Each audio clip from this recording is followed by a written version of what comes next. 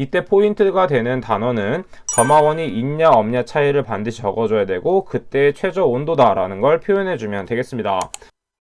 여섯 번째 파트인 화공안전 관리에 대해서 배워보도록 하겠습니다. 그 중에 첫 번째 챕터 위험물 및 유해화학 물질 안전에 대해서 보도록 할게요. 첫 번째 위험물 및 유해화학 물질의 종류에서 어떤 부분이 중요하냐면 위험물의 종류에 대해서 알고 있어야 되는데 그 중에서 산업안전보건법상의 위험물 종류 부분이 있습니다.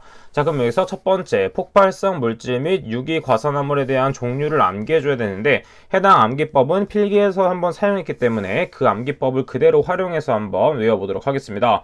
자, 폭발성 물질 및 유기과산화물의 암기법은 무엇이었냐면 폭발한 유가보고 아찔의 한이. 자, 그래서 폭발한 유가는 무엇이냐면 폭발성 물질 및 유기과산화물에 대한 내용이라는 걸 알 수가 있고 그 중에 있던 물질들은 무엇이냐면 첫 번째 유가 부분인데 유가가 유기과산화물, 자, 그 다음에 아는 아조, 디아조 화합물, 그 다음에 찔해는 무엇이냐면 질산 에스테르류, 자, 그 다음에 한이에서 한은 무엇이냐면 하이드라진 유도체, 니는 니트로 혹은 니트로소입니다. 자, 이 물질들 중에서 한 4가지, 5가지 적는 문제로 출제가 되었습니다.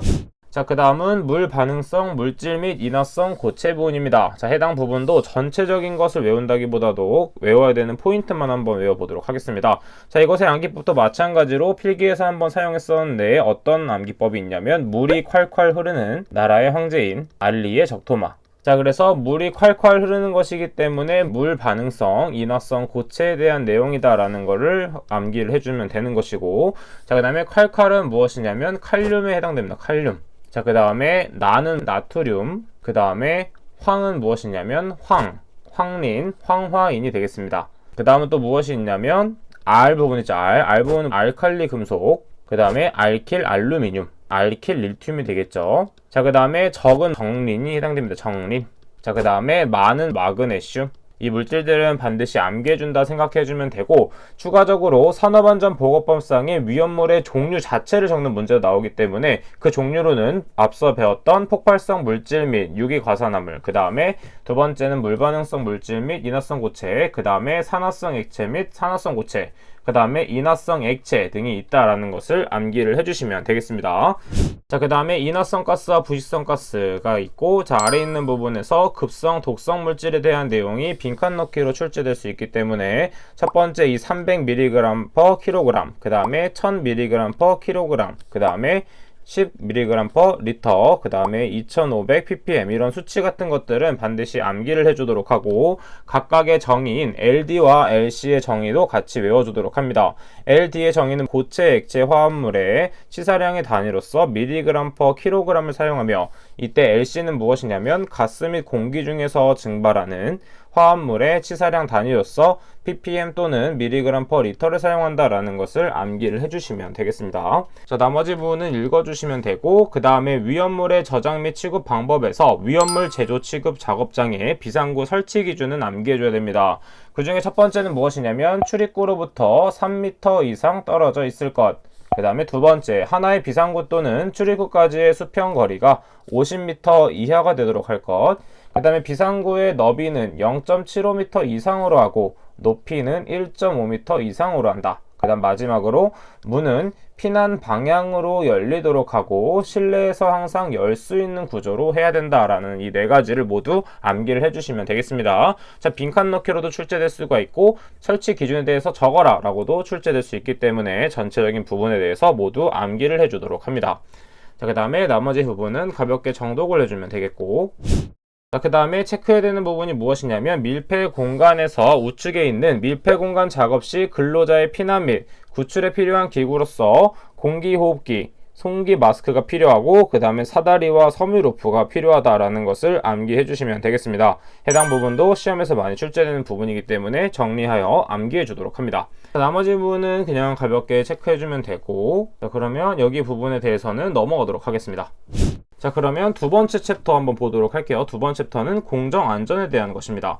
자, 공정안전 보고서 중에서 공정안전 보고서의 제출 대상 사업장, 이 사업장 부분도 가볍게 그냥 정독을 하고 넘어가시면 되고 우측에 있는 공정안전보고서의 제출 시기에서는 30일 전까지와 공정안전보고서 2부를 작성하여 공단에 제출해야 된다를 체크해서 암기를 해주도록 하겠습니다.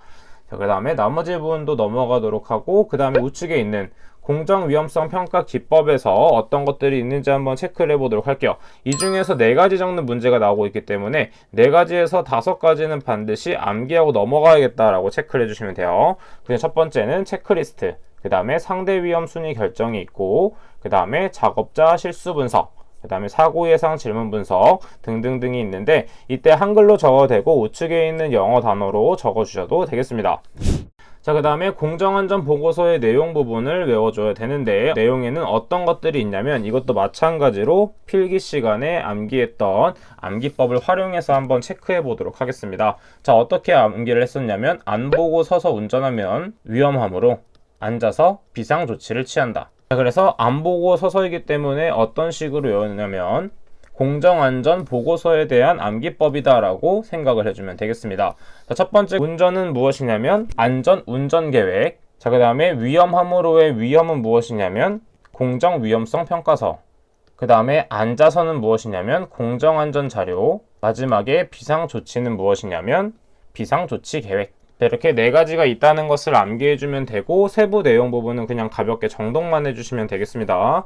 다음에 어디를 보면 되냐면 물질안전보건 자료 중에서 작성 항목에 대해서는 암기를 해줘야 됩니다. 지금 보게 되면 작성 항목이 엄청나게 많이 나와 있는데, 이때는 어떤 특정 6가지를 제외하고 쓰는 문제가 나오고 있습니다. 따라서 웬만하면 그 밖에 참고사항 빼고 이 15가지는 모두 암기한다고 생각해주면 되는데, 모두 암기하기는 워낙 어렵기 때문에 정독을 통해서 골라낼 수 있는 작업을 해줘야 됩니다. 왜냐하면 이것을 그대로 적는 것이 출제되는 것보다는 이것에 대한 번호를 골라내는 것이 문제가 나오기 때문에 이렇게 바로 모든 것을 암기한다기보다도 눈에 많이 익혀서 보는 게 중요한 포인트가 되겠습니다. 자, 그 다음에 3번째 챕터 보도록 하겠습니다. 3번째 챕터에서는 화재 예방 및 소화에 대한 내용이죠. 자, 그래서 이 중에서는 어떤 것을 먼저 보면 되냐면, 연소의 3요소 중에서는 가연물, 그 다음에 산소 공급원, 점화원이 있다는 걸 알 수가 있고, 그 중에서 우측에 있는 인하점과 발화점에 대한 정의는 알고 계셔야 됩니다. 첫 번째 인하점이란 무엇이냐면 점화원에 의해서 인하될 수 있는 최저 온도를 인하점이라고 하고, 발화점은 점화원이 없이 열 축적에 의하여 발화되거나 연소되는 최저 온도다라는 걸 비교해서 적어주시면 되겠습니다.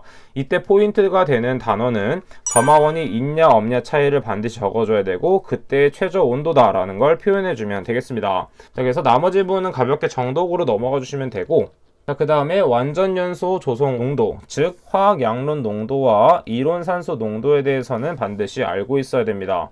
자, 이때 공식이 2가지가 있는데, 첫 번째 공식은 약간 복잡해 보이는 CST는 1 플러스 4.773 가로 N 플러스 4분의 M 마이너스 F값, 그 다음 마이너스 2 람다 값 이렇게 됩니다. 자, 이때 무엇이냐면 N 값은 탄소의 원자수 대입, 그 다음에 M값에는 수소의 원자수, 그 다음에 F값에는 할로겐 원소의 원자수, 그 다음에 람다에는 산소의 원자수를 대입해서 계산을 해줘야 됩니다. 자, 근데 이 공식을 외우는 게 너무 어렵고 자신은 화학식을 세우는 것이 쉽다 하시는 분들은 화학식을 세워서 계산하는 것이 좋습니다. 자, 그래서 화학 양력 농도를 구하는 다른 방법이 있는데, 그건 어떻게 구할 수 있냐면 연료의 몰수 더하기 산소의 몰수 나누기 0.21을 한 다음에 연료의 몰수를 하고 곱하기 100을 하면 화학 양로 농도가 나오게 되는데, 이때 우측에 있는 산소의 몰수 나누기 0.21은 무엇을 뜻하냐면 이것은 바로 공기의 몰수를 뜻합니다. 왜냐하면 일반적으로 보았을 때 79%는 질소가 있다고 생각을 하고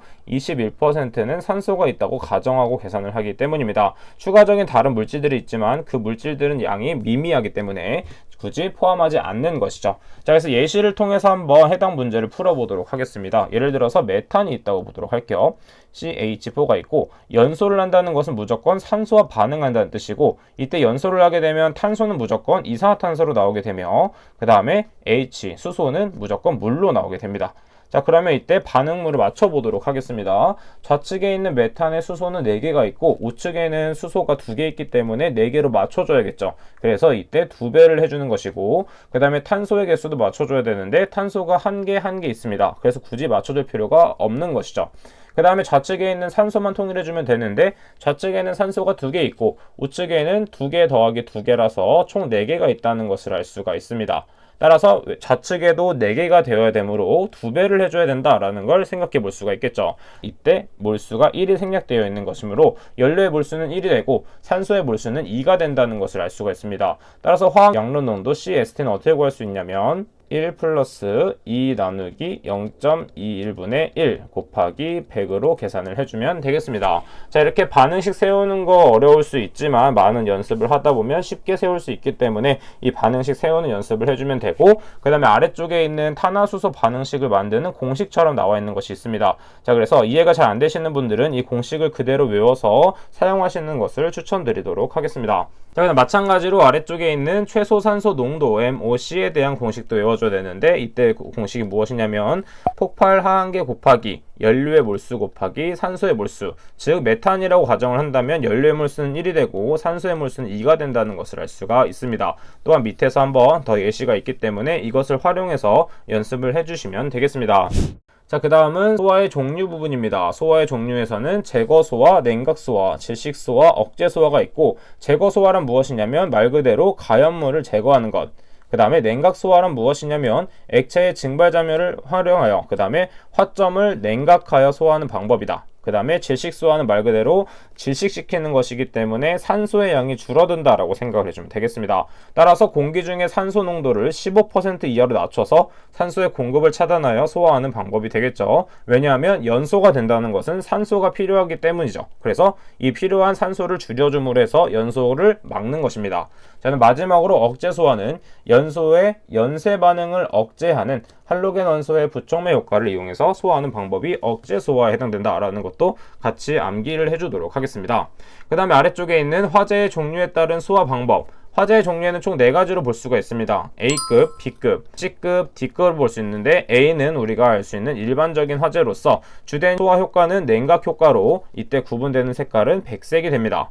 그 다음에 B급은 유류 또는 가스 화재로서 질식 효과를 주된 소화 효과로 사용하며 구분색은 황색으로 볼 수 있고, C급 화재는 전기 화재로 질식 냉각 효과, 그 다음에 구분색은 청색, 그 다음에 마지막으로 D급은 거의 이제 일어나지 않는데 금속 화재와 주된 소화 효과는 질식 효과가 되겠고, 이때 구분색은 표시 없는 무색을 사용한다라는 것을 체크하고 암기를 해주시면 되겠습니다. 자, 그 다음에 기타 소화기의 종류 등에 대한 것은 가볍게 정독을 하고 넘어가 주시면 되고, 자, 그럼 4번째 챕터 보도록 할게요. 폭발 방지 및 안전 대책에 대해서는 어떤 부분을 체크해야 되는지 한번 보도록 하겠습니다. 자, 지금 밑에 보게 되면 기상 폭발에 대한 내용은 필기에서 한번 다뤄드린 내용이죠. 자, 그래서 이런 것들이 있구나 정도 체크하고 넘어가 주도록 하고, 마찬가지로 응상 폭발도 가볍게 읽고 넘어가시면 되고, 어떤 부분을 체크해주면 되냐면 폭발 현상인 UVC2와 그 다음에 BLEVE에 대한 정의는 반드시 알고 있어야 됩니다. 자, 먼저 UVC는 어떻게 발생이 되는 거냐면, 먼저 인화성 액체가 공기와 혼합이 돼서 점화원과 만나서 폭발하게 되는 것이 UVC다라고 생각해주면 돼요. 그래서 인화성 액체가 이때 밖으로 누출되면서 공기와 혼합됩니다. 그러면 공기와 혼합되면 연소 반응이 일어나기 때문에 이때 또 점화원과 만나게 돼요. 점화원과 만나게 돼서 폭발하는 현상이 일어나게 되는 것입니다. 자, 그래서 UVC는 자유로운 공간에서의 증기윤 폭발로 볼 수가 있고, 개방계 폭발로 구분할 수가 있고, 그 다음 마지막으로는 기상 폭발에 해당된다라는 것도 같이 암기를 해주도록 합니다. 자, 그 다음에 BLEVE는 무엇이냐면 내부의 압력이 커지면서 비등 액체가 팽창하여 폭발하는 것이다 라고 생각해주면 돼요. 자, 그래서 이때 내용을 보게 되면 외부에서 발생한 어떤 화재로 탱크 내부의 비점이 낮은 액체가 비등 현상으로 인해 압력이 상승하여 탱크가 버티지 못하고 폭발하는 현상이 BLEVE로 볼 수 있고, 이때 정의가 비등 액체의 팽창에 의한 증기 폭발로 볼 수가 있습니다. 또한 탱크 내부에서 폭발이 일어나는 것이기 때문에 밀폐계의 폭발이라고 볼 수가 있고, 응상 폭발로 구분할 수가 있는 것이죠. 자, 그 다음에 아래쪽에서 폭발 하한계 부분, 그 다음에 폭발 상한계와 하한계가 있는데, 폭발 하한계란 무엇이냐면 폭발이 시작되는 가스와 공기 혼합 비율 중 가연성 가스의 최저 용량비가 해당되고, 마찬가지로 상한계는 이것의 최고 용량비가 해당된다라는 걸 알 수가 있겠죠. 자, 그 다음에 넘어가기 전에 우측에 있는 충전가스 용기의 도색 부분도 출제가 되고 있기 때문에 이때 각각의 용기의 색상을 연결지어서 암기를 해주면 되겠습니다. 자, 그 다음에 마지막 아래쪽에 있는 질소 메탄, 부탁이 아니라 부탄이죠, 부탄. 자, 이것은 부탄으로 수정해 주셔야 됩니다. 부탄, 프로판 등에 대한 것들은 모두 회색깔을 사용한다라는 것도 같이 정리해서 암기를 해주도록 하겠습니다.